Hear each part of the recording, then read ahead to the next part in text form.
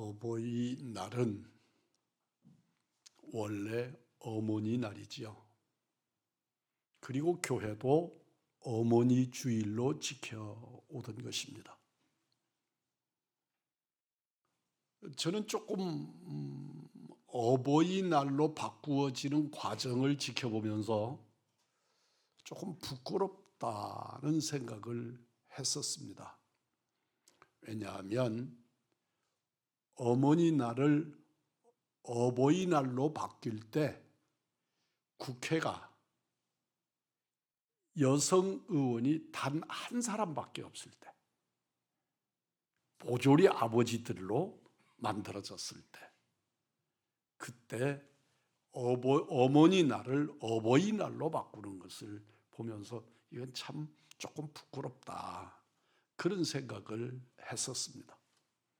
오늘에 와서 돌이켜보면 아버지들의 권위가 땅에 떨어지고 아버지들이 참 외로운 존재들이 되어 있는 오늘의 상황에서는 그때 그랬었을지라도 어버이날로 바꾼 것이 옳았던 처사였는가 보다, 그런 생각을 하게 됩니다.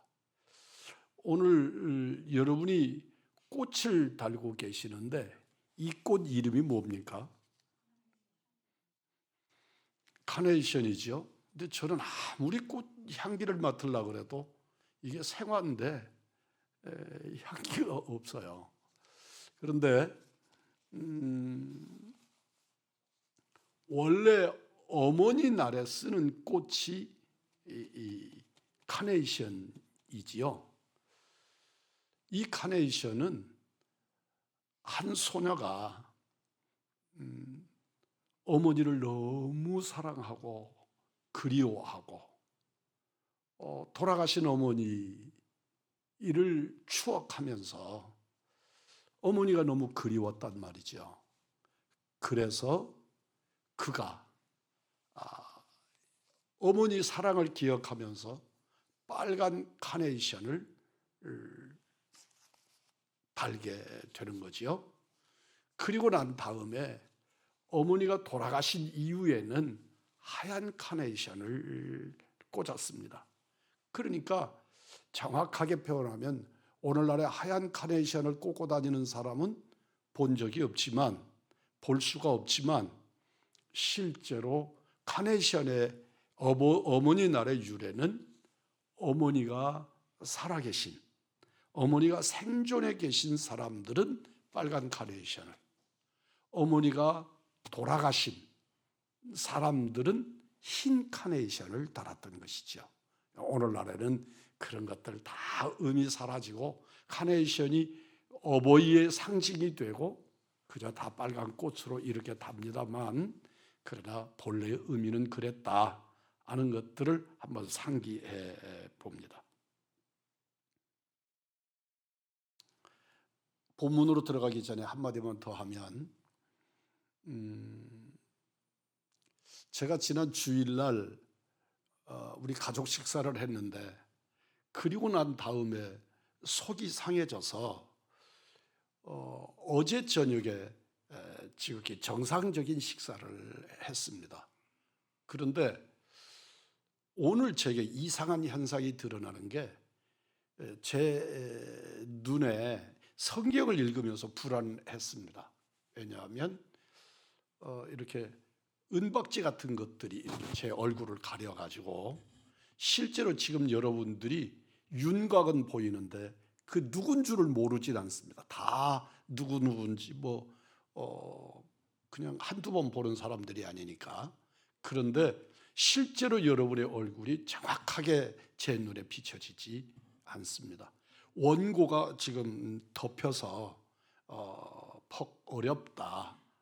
그래서 혹시 제 언어가 버벅거리더라도 그런 점들을 양해해 주시기를 바랍니다. 이런 일은 제가 처음 경험하는데 왜 이러는지는 모르겠으나 저는 일주일 동안 식사를 제대로 못하고 그랬던 것들이 오늘 나타나는 현상 아닌가 하는 생각을 갖습니다. 큰일은 아닐 거라고 생각하지만 오늘의 현상은 그렇다 하는 것을 말씀을 드립니다. 말씀을 증거합니다. 누구든지 국가와 인류에 공헌할 수 있습니다. 국가에 공헌할 수 있는 방법은 여러 가지이겠지만 나의 가정을 건강한 가족으로 만드는 것, 그것이 아주 큰 기여다 잊지 않기를 바랍니다. 우리 가정이 올바로 세워질 때 한 국가의 기반이 다져진다는 것을 잊지 마십시오. 사회의 붕괴는 가정의 붕괴로부터 시작되었습니다. 오늘날의 대한민국의 여러 가지 상황이 정상이 아니다. 뭔가 왜곡되어졌고 무너진 공든탑이 꽤 많이 무너져 내려가고 있는 것을 실감합니다.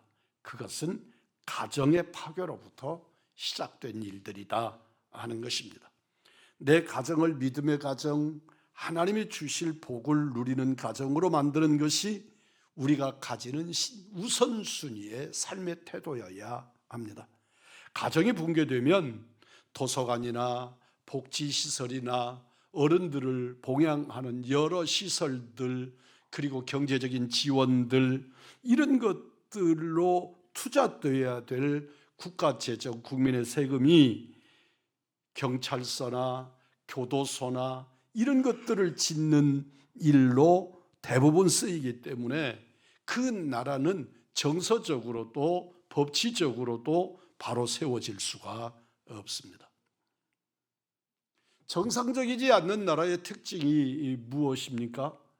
그 나라의 특징들이 너무너무 죄수들이 많고 너무너무나 경찰의 권력이 강력해져서 경찰들이 국가를, 국민을 통제하고 산다는 것입니다.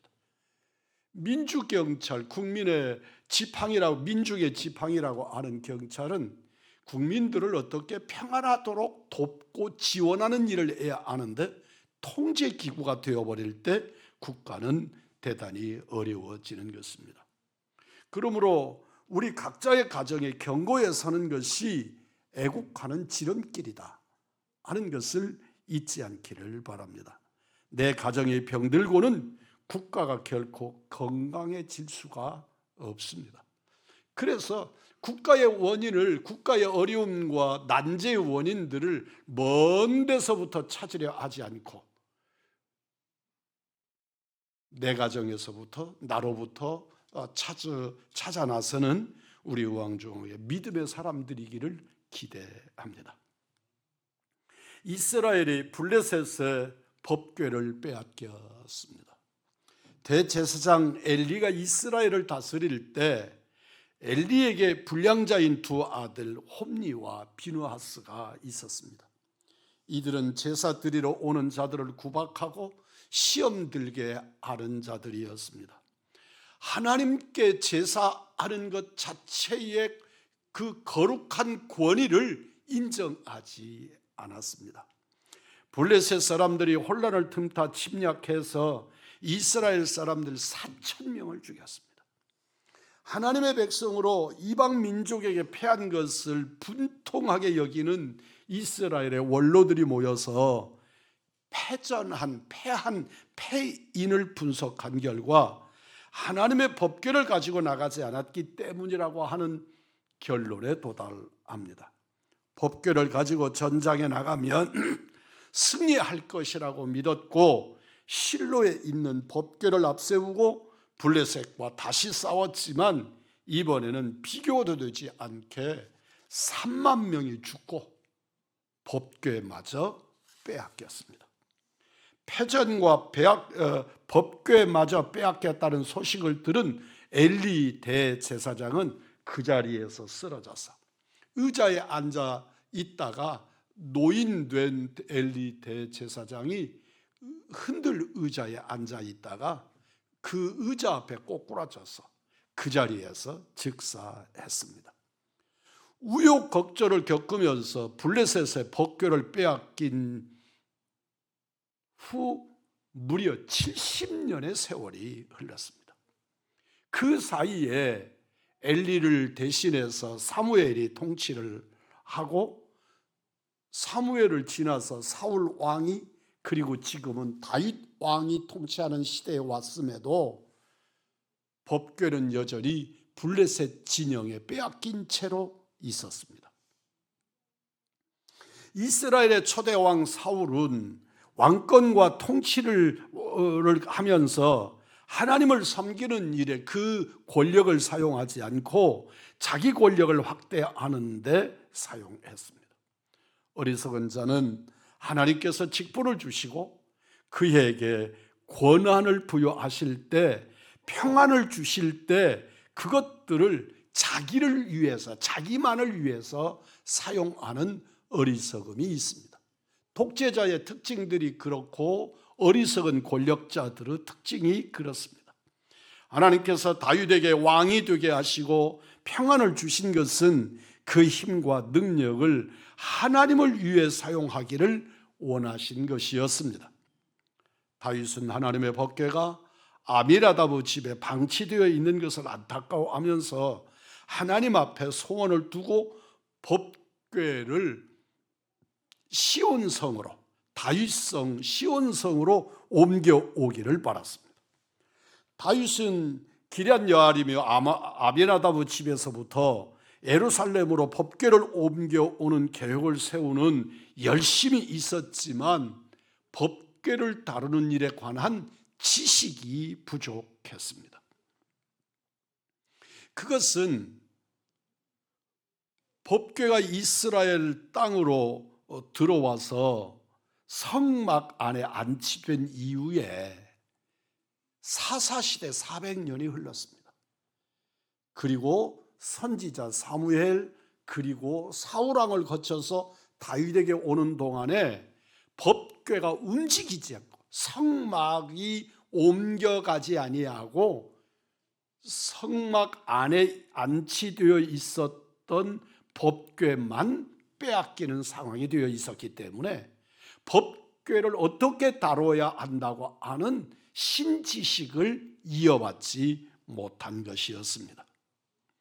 하나님의 법궤는 말씀에 따라서 사람의 어깨에 메고 옮겨야 하는데 다윗은 그 열심히 극심해서 수레를 새로 만들어서 새 수레에 법궤를 싣고 옮기고자 했습니다. 나곤의 타작마당에 지날 때에 수레를 맨 소들이 뛰므로 웃사가 법궤를 손으로 잡는 순간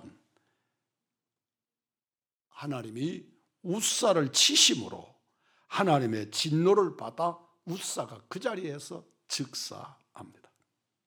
기쁨에 설레된 다윗과 백성들은 이 일로 두려움에 휩싸이면서 법궤 옮기는 일이 중단되어 버리고 말았습니다. 이 두려움에 떨고 있을 때 벌어진 사건이 바로 오늘 본문 말씀입니다. 우리는 어떻게 자녀들에게 복을 물려주는 부모가 될 수 있을까?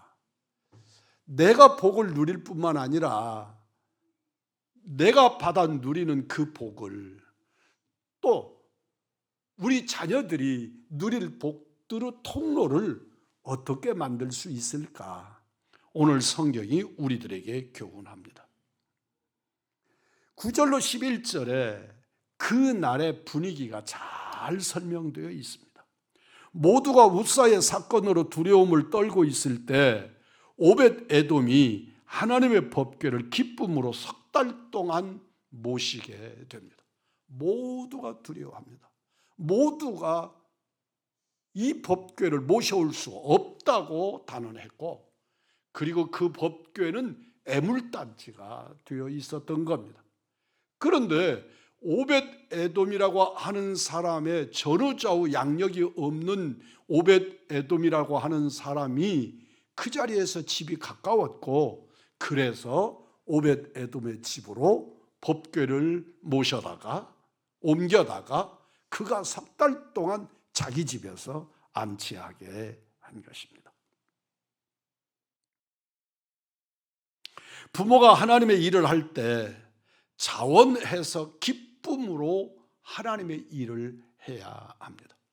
마지못해서 하고 사람들에게 보이기 위해서 하고, 그리고 형식적으로 하고, 그렇지 아니하고 오벳 에돔이 하나님의 법궤를 섬기는데 그 중심을 다하여 섬기고 있는 것을 성경이 감추지 않습니다.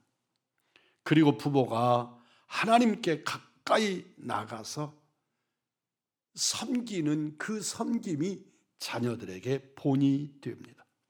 시편 73편 27절로 28절에 반대되는 개념의 두 단어가 한 구절에 언급이 되는데, 멀리하는 자와 가까이 하는 자를 한 본문에서 설명합니다. 하나님을 멀리하는 자는 망하게 되고 하나님을 가까이 함이 복이 된다고 말씀하시는 것입니다. 부모의 믿음이 어떤 상태인지, 하나님의 일을 기쁨으로 아는지 자녀들이 알고 우리 자녀들이 그 사실을 압니다. 아무리 감추려고 해도 부모가 믿는 그 믿음의 삶이 형식이라는 것, 그리고 그저 어쩔 수 없이 행하는 것, 그 입술에 하나님에 대한 감사가 없고 원망이 가득하다는 것, 자녀들은 말하지 않아도 부모의 삶에서 그 인격과 하나님을 섬기는 것과 그 섬김의 중심까지 자연스럽게 깨달아져 들어오는 것입니다. 야고보서 4장 8절의 말씀입니다. 하나님을 가까이 하라. 그리하면 하나님께서 너희를 가까이 하시리라. 다시 아멘으로 하다 마십시다. 하나님을 가까이 하라. 그리하면 하나님께서 너희를 가까이 하시리라. 진실로 하나님이 나를 가까이 하실 수 있도록 있을 만큼 중심으로 하나님을 가까이 하시는 우리 우왕중왕의 믿음의 사람들이기를 원합니다. 부모님들이기를 원합니다. 자식들과 함께 살아보니까 내가 꼭 말을 해야 자녀들이 내 마음을 아는 게 아니다 하는 것을 깨달아져 갑니다. 그저 모르는 것 같은데, 내가 말하지 않으면 모르는 것 같아서 불러서 말하고 반복으로 말하고 하는데, 그들과 대화를 해보면 진즉부터 알았고 심지어 그 삶의 태도인 나를 평가까지 하고 있는 것을 뒤늦게 깨달아지게 됩니다. 하물며 우리 주님께서 나를 평가하심에 있어서 하나님을 가까이 하라, 하나님이 너를 가까이 해 주실 것이다. 오늘 이 말씀의 무게를 느끼시기를 주의 이름으로 축복합니다. 우리 자녀들이 복받기를 원하면 부모된 우리가 하나님을 사랑하는 본을 보여야 할 것입니다. 오늘날의 부모님들이 자녀들이 그 옛날의 자녀들처럼 부모님을 공경하는 마음이 부족하다, 그렇게 생각들을 하고 또 부모님 섬기고 그렇게 하는 세대의 마지막 세대가 우리들일 것이다. 우리 자식들에게 무엇인가 그런 걸 기대할 수 없다, 그렇게 말하는 것을 많이 듣습니다. 그런데 사랑하는 성도 여러분, 돌이켜서 한번 생각해 보면 우리 부모님들이 자식을 사랑하던 헌신의 모습과 오늘 우리가 자식을 사랑하는 모습에 어떤 차이가 있는가를 한번 조명해 보시기를 바랍니다. 저는 저희 어머니가 우리 자식들을, 우리들을 사랑하시던 모습을 흉내도 낼 수가 없습니다. 그분들을 흉내낼 수가 없었습니다. 저희 집안의 분위기는 공부하는 분위기였습니다. 그래서 모두가 책을 들은 것, 책상에 앞에 앉아서 공부하는 것, 그런 것들이 전혀 생소하지 않는, 그러지 않는 모습이 더 이상한 집안 분위기를 가지고 성장을 했습니다. 그래서 늦게 자고 일찍 일어나서 일찍 일어나면 책상에 앉아야 하는 것이 우리들의 생활 태도였습니다. 그런데 어머니가 주무시는 것, 그리고 어머니보다 먼저 일어나 본 적이 별로 없는 것 같습니다. 그분은 늘 병이 몸에 있었고 연약했고 체구도 조그만하시고, 그런데 그분은 자녀들을 위해서 하는 일생의 삶에 우리는 흉내도 내지 못하는 그런 모습. 눈을 떠보면 기도하고 계시고, 눈을 떠보면 새벽기도 가 계시고, 그리고 손에서 일을 놓지 않는, 일을 놓을 수가 없는, 그러면서도 늘 궁핍하고 늘 먹는 음식에 매달려야 하는 그런 현실 속에서 자식들을 어떻게 하면 제대로 키울 것인가 때문에 번민하고 자기 인생을 걸어버린 그 부모님들을 지켜보면서 자란 우리들은 부모님의 거역할 수 없고 말씀 앞에 부모님들의 의견 또는 뜻을 거스릴 수조차도 없었습니다. 오늘날의 우리들의 삶은 나름대로 그 시절에 비하면 상상도 할 수 없을 만큼 경제적으로 넉넉해졌고, 그러다가 보니 부모님들도 이기적이 돼서 다 자녀들을 사랑하는 것을 올인하지 않고 그저 자기 삶에 투자하고 나를 누려야 된다고 생각하는 그런 세대로 변모하게 되었습니다. 하나님은 말씀합니다. 하나님을 가까이 하라. 그리하면 하나님께서 너희를 가까이 하시리라. 부모님의 사랑이, 그 부모님의 그 극진하신 그 사랑이 자녀들을 섬기는 자녀들을 만들 수 있었는데, 오늘날의 자녀들에게 그렇게 올인하지 않는 부모들이 어떻게 자녀들로부터 섬김만 기대할 수 있느냐 하는 것입니다. 자녀들이 복받기를 원하면 부모된 우리가 하나님 사랑하는 본을 보여야 합니다. 법궤가 오벳에돔의 집에 석 달 있었는데 하나님께서 그 온 집에 복을 주셨다. 11절 하반절입니다. 오벳에돔뿐 아니라 그 자녀들에게도 복을 주셨습니다. 그리고 가족들뿐만 아니라 모든 소유에 복을 주셨습니다. 하나님의 복은 영의 복과 육신의 복이 아울러 옵니다. 오벳에돔의 자녀들이 어떤 복을 받았는지를 역대상 26장 4절로 8절의 말씀을 보면 자세하게 밝혀놓고 있습니다. 오벳에돔이 8 아들을 두었는데 그 8 아들이 다스리는 복을 받았다고 말씀합니다. 굴림이 아니라 지혜와 받은 직분으로 이웃을 섬기는 복을 받았다고 성경은 기록합니다. 영적 통찰력을 가지고 시대를 섬기는 자들이었습니다. 그래서 역대상 26장 6절은 자녀들을 큰 용사라, 7절은 능력 있는 자라, 그리고 8절은 직무를 잘 감당하는 자들이라고 표현하고 있는 것을 봅니다. 하나님께로부터 받던 부모의 신앙과 섬김으로 말미암아 자녀들에게 임한 하나님의 복이 그런 것이었다는 것입니다. 오벳에돔이 주님을 잘 섬길 때 부모의 복이 자녀들에게 계승되고 있는, 이어지고 있는 것을 발견합니다.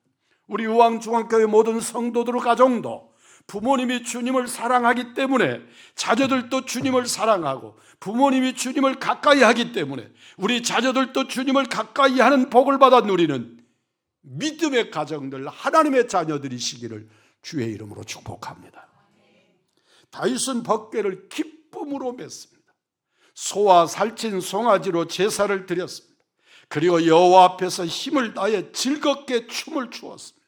하나님의 법궤를 예루살렘으로 모셔오는 것이 너무나도 좋아서 왕으로서, 고대 국가의 군주로서, 절대 군주로서의 체면을 차릴 겨를이 없었습니다.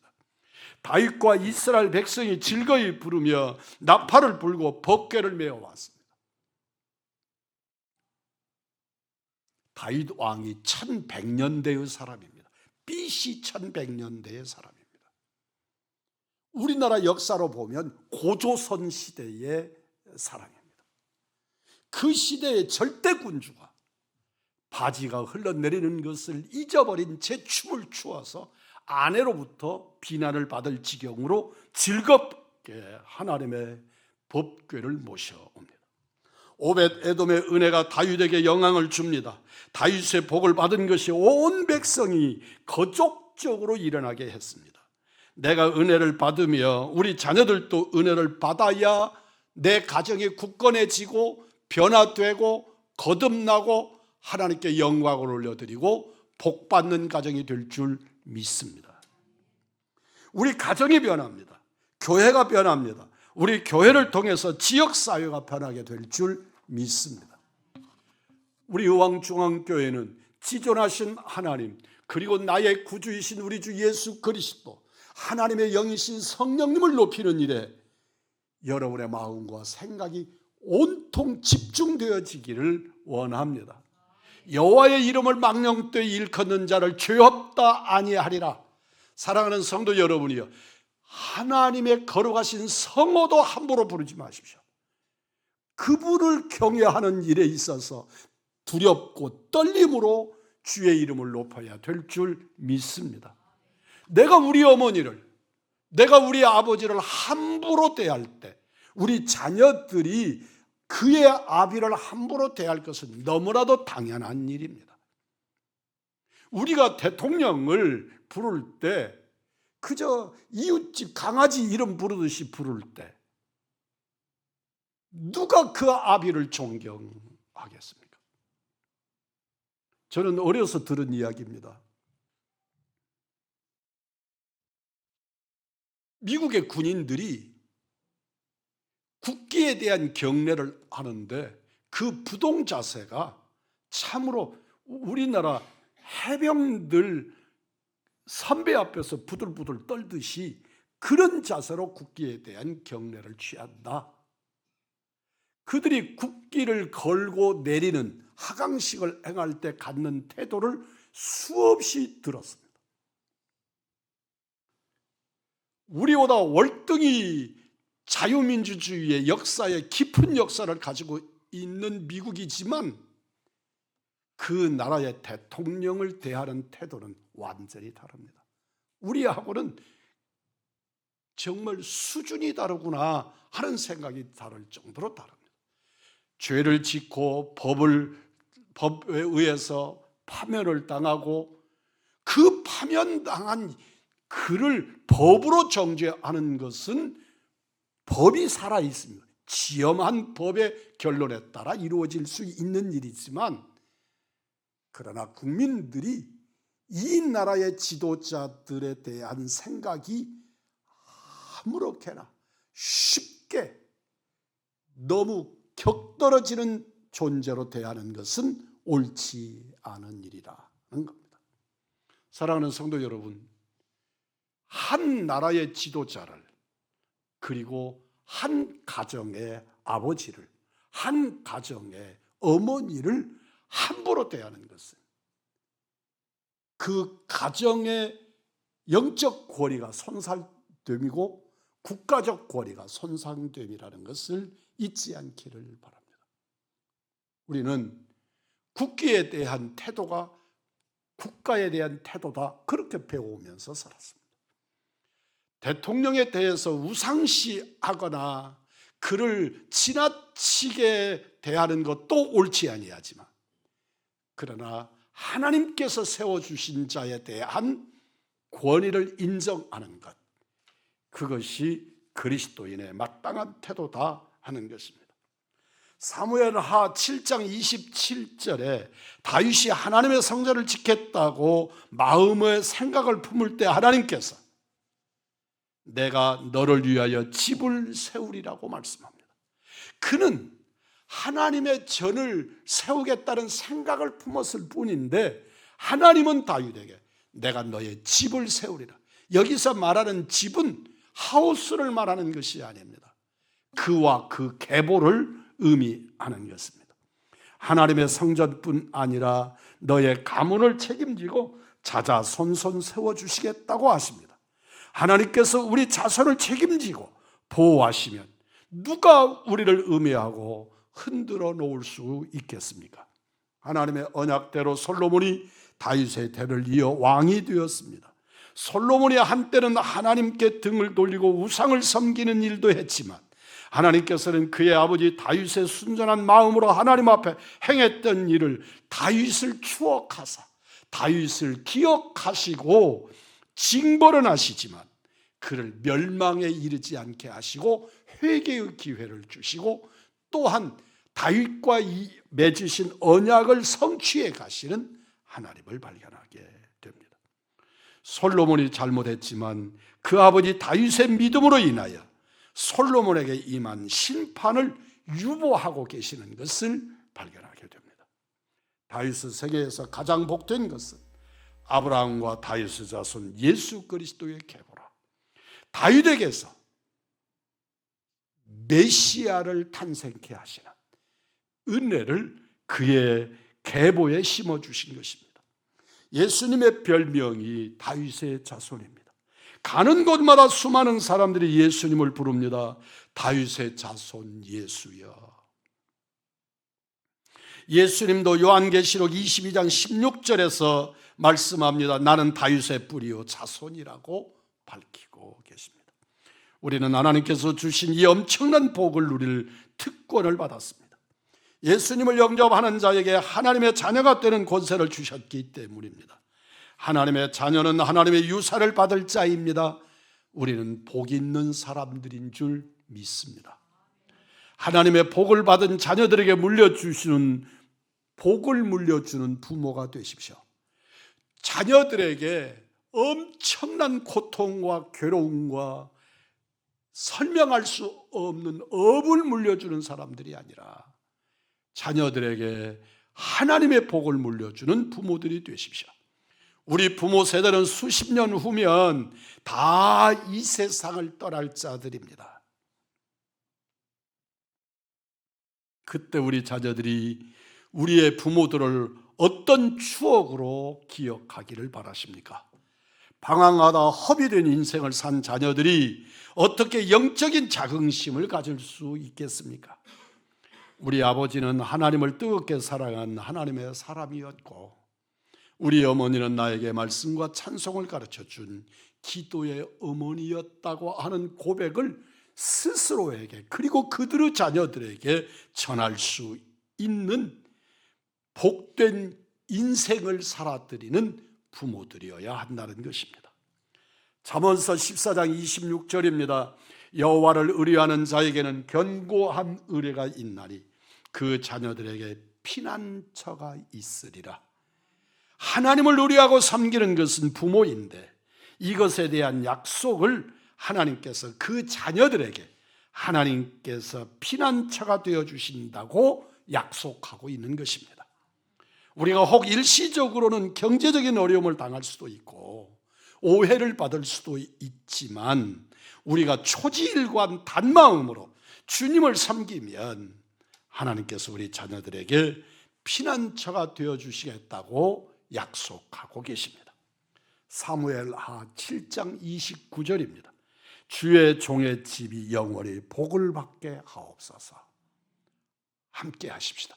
주의 종의 집이 영원히 복을 받게 하옵소서. 주인공들이 되시기를 바랍니다. 여러분에게 임할 하나님의 복이 되기를 원합니다.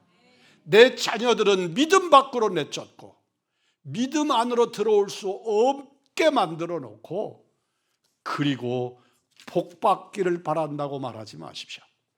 주의 종의 집이 영원히 복을 받는 믿음의 가정, 하나님의 가정, 믿음의 사람들이시기를 주님의 이름으로 축복합니다.